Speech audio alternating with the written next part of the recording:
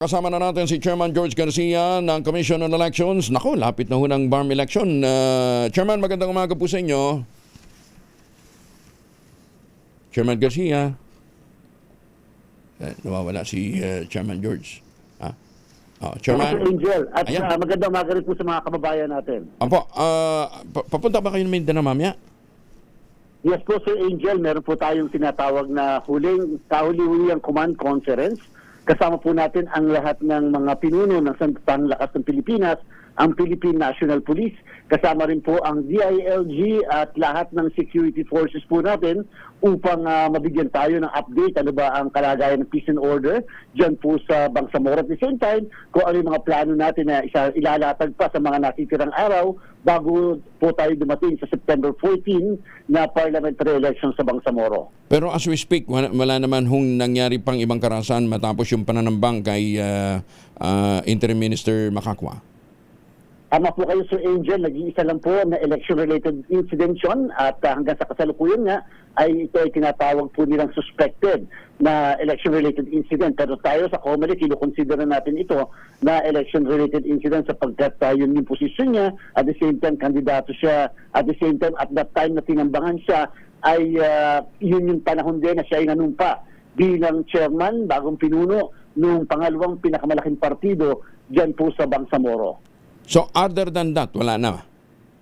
Yes po, Sir Angel. Kaya po natutuwa naman tayo sapagkat as of this time, isipin niyo po simula na mag-filing ng candidacy noong buwan ng Mayo hanggang ngayong araw na ito ay isa pa lamang ang election-related incident na kinukonsider po natin. And wala naman kayong nakikita ang mga lugar na dapat na ideklarang ang tawag nito, red zone? COMELEC control. Under COMELEC control. Control po.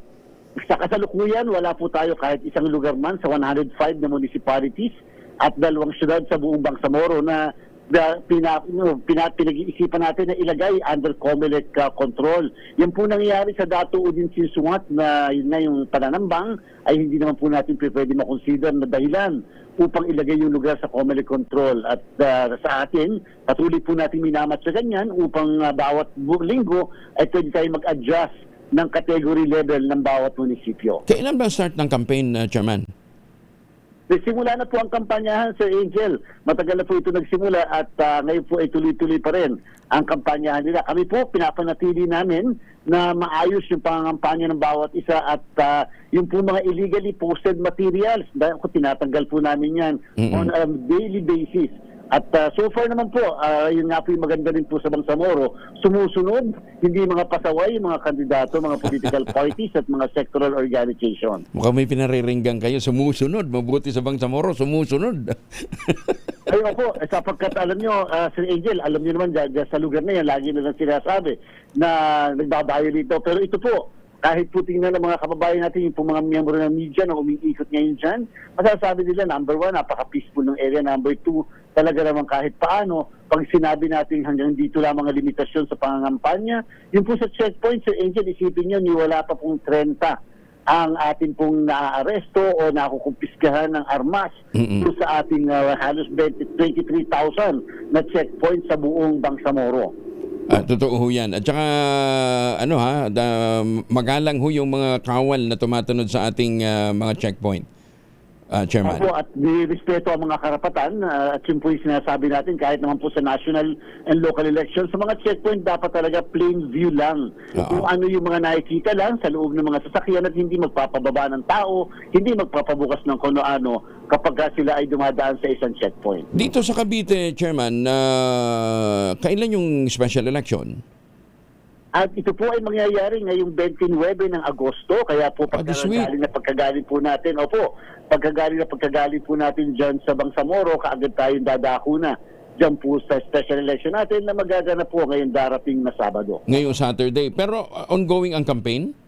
Ngayon? Ongoing pa rin po ang kampanya at ito po'y tigil. Isang araw bago ang naturang halalan. At ina-expect natin na hopefully makapagproklama tayo kinabukasan ng madaling araw, yung pinakalinggo ng madaling araw, makakapagproklama na tayo kung sino ang nanalong kongresista dyan po sa Dasmariñas, Cavite. And as we speak, wala pa hong pagbabago sa barangay at SK election? Yes po, kahapon po Sir Angel, tayo ay nag-appear sa ating po Senado. Tayo po nakiisa sa kanilang pagdinig at sinabi natin na tayo nakikiusap sa ating kagalang-galang na Kongreso. Baka pwedeng bago po matapos ang buwan ng September ay maging maliwanag na kung talaga bang matutuloy o hindi ang Barangay SK election. Sapagkat Sir Angel, para sa kaalaman ng lahat, ang filing po ng Certificates of Candidacy sa mga tatakbo sa barangay at sangguniang kabataan ngayong November 2 ay mangyayari po sa August 28 hanggang October 5. Wow, sa Friday na yung filing. September 28 September 28. po. August 28 pa lang pala. Tama po. Okay. Opo. So mga isang buwan mula ngayon.